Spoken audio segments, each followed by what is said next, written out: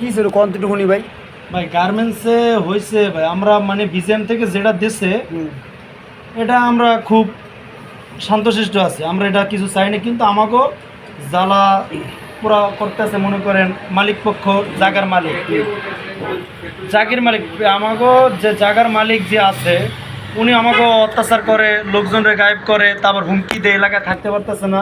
আমরা এইটা লইয়ের ওটাই করতে আচ্ছা, যে লোকটা আপনার হুমকি দিছে এই লোকটা কে মূলত, তার কি মূলত পরিচয়? হয়েছে মনে করেন সে জায়গার মালিক, মন্ডল নেটওয়ার্কের যে জায়গার মালিক সে। আচ্ছা, এখন মনে করেন এইরকম আমাকে অত্যাচার করতেছে, এর কারণে আমরা আজকে এইটা অবরোধ করতে আছে।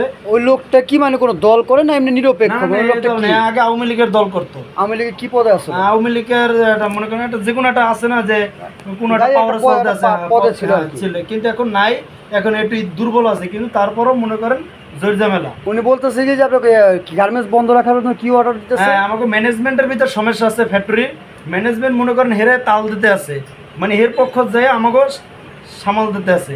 এখন ম্যানেজমেন্টের দ্বারা ওভারও দিতে আছে, এবার শোনা যাচ্ছে যে 3 মাসের ফ্যাক্টরি বন্ধ রাখেন, আমার ভাড়া লাগবো না।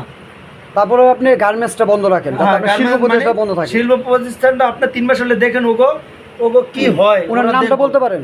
হ্যাঁ, ওনার নামটা বলতে পারেন? হ্যাঁ, ওনার নাম তো জায়গার মালিক আপনার মন্ডল নিটোর রাজীব মাতবর। রাজীব মাতবর। হ্যাঁ, রাজীব মাতবর নামে একটা লোক আওয়ামী লীগের নেতা, বর্তমানে জিরাব বর্তমানে এখানে মন্ডল গার্মেন্টসে উনি ছেড় দিতেছে যে 3 মাস গার্মেন্টস বন্ধ রাখেন, ভাড়া লাগবে না। মানে গার্মেন্টসে ধ্বংস করার জন্য যা করা লাগে তারা সব কাজই করতেছে।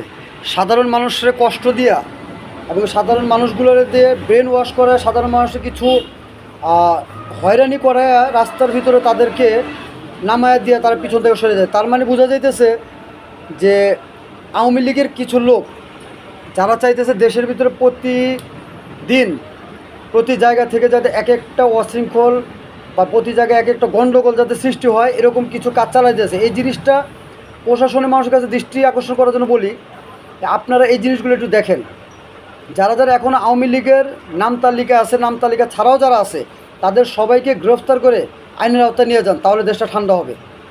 দয়া করে আপনারা এই জিনিসগুলোর দিকে একটু নজরদারি করেন, দেশটা যদি ভালো চান। ধন্যবাদ।